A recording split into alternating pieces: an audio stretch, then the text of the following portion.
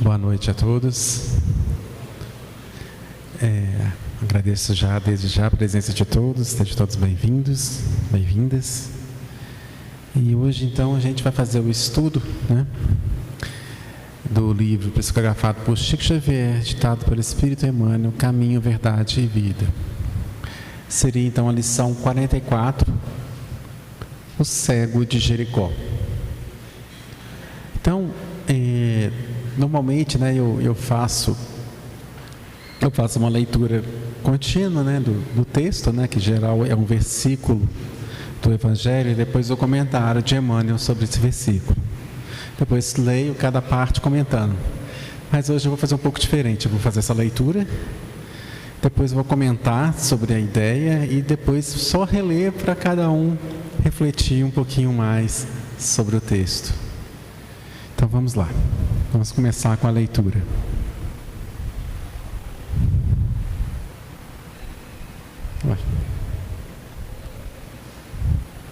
Deu algum problema?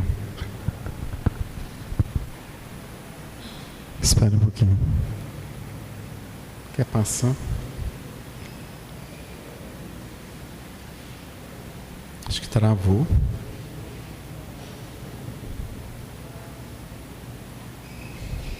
Espera um pouquinho. Esqueci de trocar. Não, eu esqueci de te ver durante o troco. Obrigado. Não precisa não. Eu tinha esquecido de colocar o conector ali. Deve estar funcionando. Então vamos lá. Então, dizendo: que queres que te faça? E ele respondeu: Senhor, que eu veja. Lucas capítulo 18, versículo 41. O cego de Jericó é das grandes figuras dos ensinamentos evangélicos. Informa-nos a narrativa de Lucas que o infeliz andava pelo caminho, mendigando. Sentindo a aproximação do mestre, põe-se a gritar, implorando misericórdia. Irritam-se os populares em face de tão insistentes rogativas. Tentam impedi-lo, recomendando-lhe calar as solicitações. Jesus, contudo, ouve-lhe a súplica, aproxima-se dele e interroga com amor: o que queres que te faça? À frente do magnânimo dispensador dos bens divinos, recebendo liberdade tão ampla, o pedinte sincero responde apenas isto: Senhor, que eu veja. O propósito desse cego honesto e humilde deveria ser o nosso em todas as circunstâncias da vida.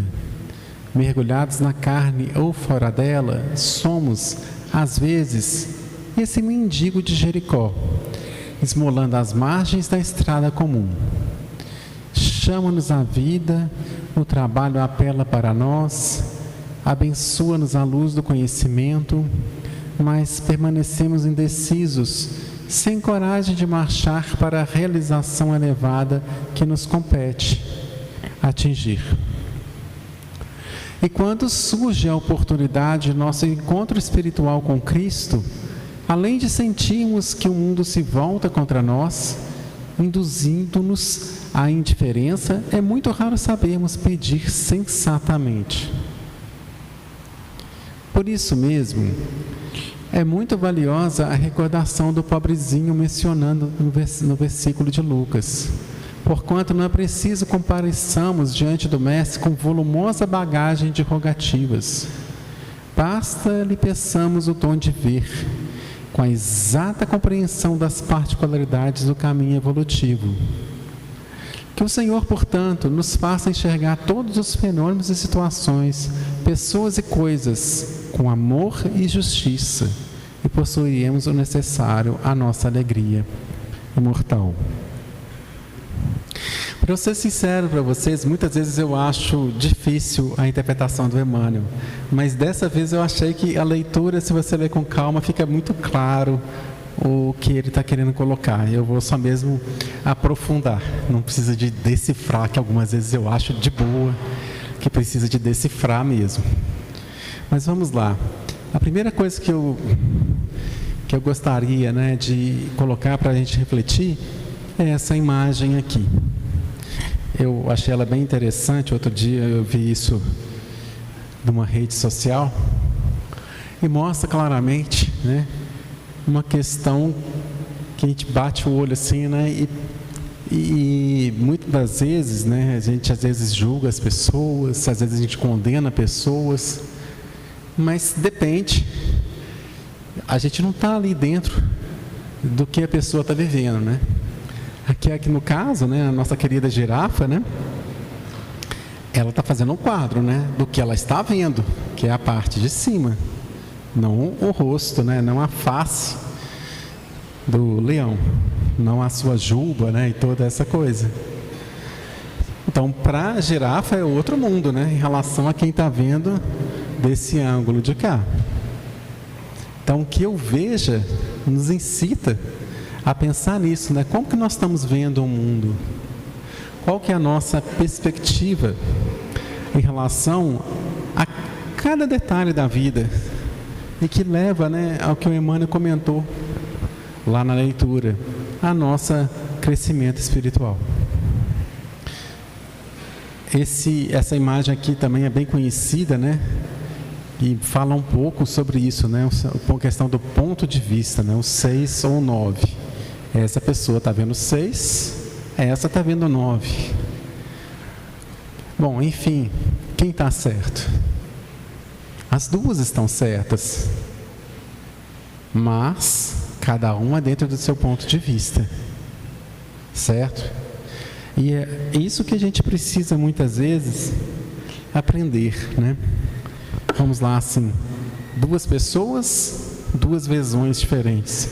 Aqui agora, vamos imaginar que tenhamos aqui 40 pessoas, 40 visões diferentes do mundo. Certo? Ambas podem estar certas. Estão, né? Ali naquele desenho, as duas estão certas. Cada um está certo dentro da vivência que ele está vivendo, ali aquele mundo que ele tem. Então, a verdade, então, vai depender o quê? Do seu ângulo de visão. Depende do que você está vendo. É muito fácil condenar o próximo, mas é bem provável que se nós estivéssemos ali no lugar daquela pessoa, poderia ser que fizéssemos pior.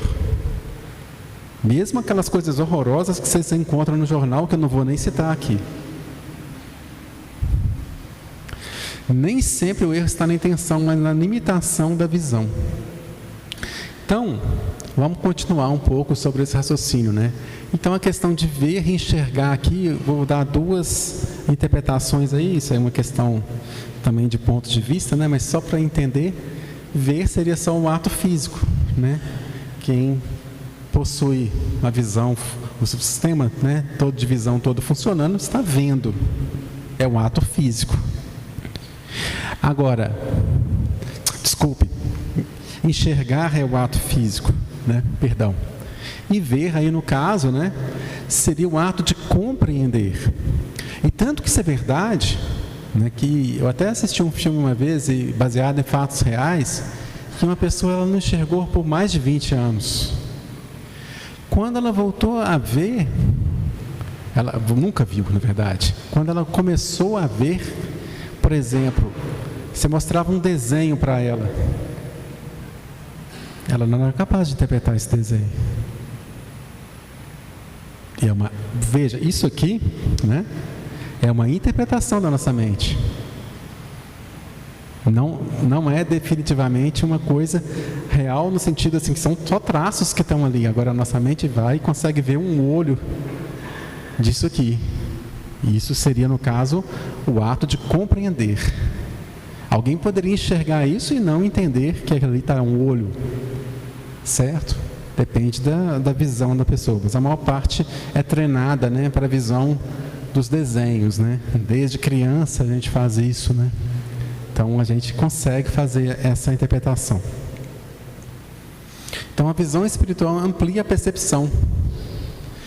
Mas, cada vez que a gente amplia espiritualmente, a gente tem que aprender o quê? A ter essa visão maior. Não somente ver o nosso lado, procurar também entender o lado do outro. Então, aí vem um perigo da certeza absoluta, né? Que hoje é muito comum, né? As pessoas acham que existem, né, o certo e o errado. Elas dividem o mundo entre o bem e o mal, como se existisse um lado, e lógico, né? Quase sempre, né? A pessoa se coloca do lado bom, né? Quase sempre com 99,9%. É muito raro uma pessoa fazer essa divisão e se colocar do lado ruim da história. Muito raro. Então, eu estou certo pode ser uma meia-verdade. Aquela história dos 6 e o 9, né? Da girafa fazendo lá o desenho do leão, certo? Depende, né? Então, a certeza rígida impede o aprendizado. Quem já vê tudo não busca mais crescer. Já está resolvido, né? Ela já sabe de tudo. Ela veja o mundo do jeito certo. É assim e acabou, né? Então, isso cabe também a questão da humildade, né? A humildade de ver outros pontos de vista. Isso me lembra muito a história de Paulo de Tarso, que quando ainda era, né, um fariseu, né? Eu trabalhava lá junto ao pessoal do Sinédrio, né? Ele perseguia os cristãos. Ele ia contra os cristãos. Ou seja, ele estava com uma visão de que aquilo ali era um mal, né? Vamos destruir ali, né? E quando então ele tem a iluminação na sua caminhada no deserto, indo para Damasco, ele mudou esse ponto de vista. Ele viu que existia uma outra parte nessa história. Então, essa é um exemplo, né? Da gente aprender a ter uma outra forma, né? De ver o mundo. Então, e aí, né, o que ele pede, o cego, né? Ele não pede bens materiais, ele podia pedir o que ele quisesse, né? Jesus não perguntou para ele, peça com certas limitações, não. Jesus disse, peça o que você me quer, né? Ele deixou totalmente em aberto. E ele então o quê? Ele não pede bens materiais, ele pede só a capacidade de ver, que eu veja. Só pediu isso. E que cada um de nós possa, né, aprender essa capacidade de ver, certo? O que eu não... E aí vem outras perguntas, né? O que eu não estou vendo? Há algum outro ponto de vista? Isso serve para cada um de nós, sem exceção. E cabe muito, muito mesmo, quando a gente está sofrendo. Se a dor chega na gente, o que é que eu estou precisando de enxergar disso aí para talvez mudar e ver isso em uma outra perspectiva? Será que não existe? Se a gente pensa que Deus é infinitamente bom e justo, se algo acontece com a gente, não tem a menor dúvida que aquilo ali é para o nosso aprendizado. Ou a gente está interpretando de uma forma errônea. Então, aí vem as duas questões, né? Do amor e da justiça, né? E vem a questão do meio termo. Ou seja, justiça sem amor, né? Seria essa rigidez, né? Eu só vejo um lado da história, aquele lado está correto e acabou. Implacável. O contrário também, né? Se tem amor sem justiça, né? Você acaba às vezes deixando as coisas acontecerem até um ponto que foi demais. Então tem que ter esse meio termo, né? Ou seja, o equilíbrio. Nem ser exagerado demais para o bem, para ver o ponto de vista do outro, mas também não deixando o seu de lado, não, também não. Mas também saber um pouco de ver esse ponto de vista e respeitar, né? Ter as duas, ter essa visão do meio. Ah, mas como faz isso? Bom, isso aí acho que são vidas de aprendizado, né? A gente vai fazendo na medida do possível, à medida do nosso aprendizado aqui na Terra. A gente aprender, como diria o cego, né? Está lá dizendo de uma forma literal que ele queria ver, mas que nós possamos também ver nesse sentido, de ver o nosso caminho de evolução, ver exatamente como chegar nesse caminho, como acontecer essa visão melhor do mundo.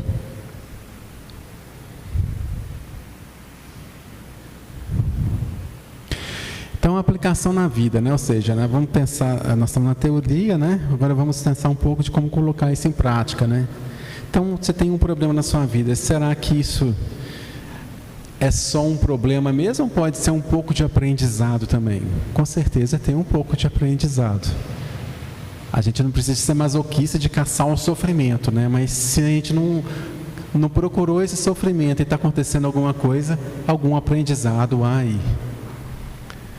Dificuldade ou oportunidade, né? Se pessoas difíceis na nossa vida, bom, isso aí é muito pessoal, cada um tem que avaliar, né? E avalie bem, né? Se a pessoa é muito difícil mesmo, se você não consegue, eu aconselho que você se afaste, antes de que faça também alguma coisa que vai ser pior, né? Só se estiver dentro do, vamos dizer assim, do seu possível de aceitação, e cada pessoa tem um limite. A gente tem que saber também ver o nosso limite, que nós somos seres humanos, não anjos descidos aqui na Terra. E tudo depende, então, dessa forma de ver, né? Que a gente consiga, então, ter essa visão melhor, né? Do cego lá, do ver exatamente a situação do mundo, ver esse aprendizado que cada um de nós precisa, cada um no seu momento. Bom, então, aqui eu fiz, vamos dizer assim, a reflexão. Vamos reler agora, cada um releia junto comigo, pensando um pouquinho sobre todos esses aspectos que foram colocados. Dizendo: que queres que te faça? E ele respondeu: Senhor, que eu veja. Lucas capítulo 18, versículo 41. O cego de Jericó é das grandes figuras dos ensinamentos evangélicos. Informa-nos a narrativa de Lucas que o infeliz andava pelo caminho, mendigando. Sentindo a aproximação do mestre, põe-se a gritar, implorando misericórdia. Irritam-se os populares em face de tão insistentes rogativas. Tentam impedi-lo, recomendando-lhe calar as solicitações. Jesus, contudo, ouve-lhe a súplica, aproxima-se dele e interroga com amor: que queres que te faça? À frente do magnânimo dispensador dos bens divinos, recebendo liberdade tão ampla, o pedinte sincero responde apenas isso: Senhor, que eu veja. O propósito desse cego honesto e humilde deveria ser o nosso em todas as circunstâncias da vida. Mergulhados na carne ou fora dela, somos, às vezes, esse mendigo de Jericó, esmolando as margens da estrada comum. Chama-nos a vida, o trabalho apela para nós, abençoa-nos a luz do conhecimento, mas permanecemos indecisos, sem coragem de marchar para a realização elevada que nos compete agir. E quando surge a oportunidade de nosso encontro espiritual com Cristo, além de sentirmos que o mundo se volta contra nós, induzindo-nos à indiferença, é muito raro sabermos pedir sensatamente. Por isso mesmo, é muito valiosa a recordação do pobrezinho mencionado no versículo de Lucas. Porquanto não é preciso comparecermos diante do Mestre com volumosa bagagem de rogativas. Basta lhe peçamos o dom de ver, com a exata compreensão das particularidades do caminho. Que o Senhor, portanto, nos faça enxergar todos os fenômenos e situações, pessoas e coisas, com amor e justiça, e possuiremos o necessário à nossa alegria imortal. Então é isso, que possamos, fazer esse pedido ao Mestre, que possamos enxergar melhor a nossa vida, o nosso mundo, ter essa visão de mundo que o Mestre Jesus nos dá. E aqui é uma grande oportunidade hoje, quando a gente for conversar com os guias, a pedir, para que nos ajude nessa visão. Cada um deles, com certeza, tem uma resposta para vocês sobre isso. Muito obrigado. E daqui a pouquinho vamos começando a segunda parte. Boa noite.